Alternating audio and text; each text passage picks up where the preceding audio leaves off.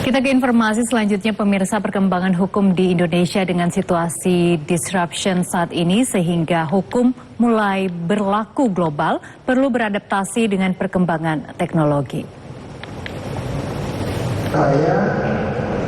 Pada sidang promosi Doktor Ilmu Hukum UTA 45 Jakarta, Promovendus Yusuf dengan orasi disertasinya berjudul Kedudukan Peradilan Etik dalam Sistem Ketatanegaraan Republik Indonesia di kampus UTA 45 Jakarta, oponen ahli Profesor Siti Nur Azizah Ma'ruf menyampaikan pentingnya menerapkan Pancasila secara inklusif dan berkeadilan.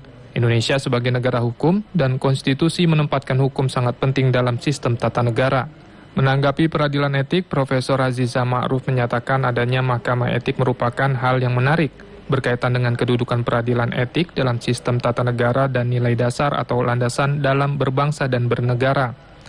Profesor Azizah Ma'ruf berharap pendidikan hukum di perguruan tinggi khususnya di Universitas 17 Agustus 1945 Jakarta bisa lebih berkembang. Untuk itu perlunya para akademisi hukum yang mumpuni dalam keilmuan hukum secara komprehensif.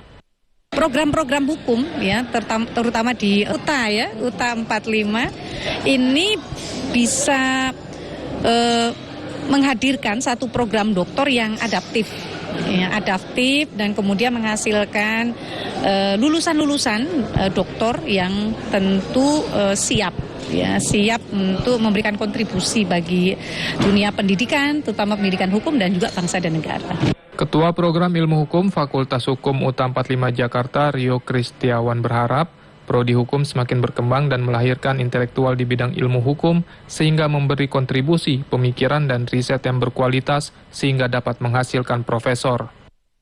Yang ditemukan adalah bagaimana etika itu menjadi komponen yang sangat penting untuk abdi bangsa gitu ya, sebagai untuk komponen bangsa, dan hukum yang baik itu adalah hukum yang mengandung etika gitu. Karena tanpa etika ya hukum akan menjadi alat kekuasaan. Itu hasil disertasi beliau yang patut kita banggakan.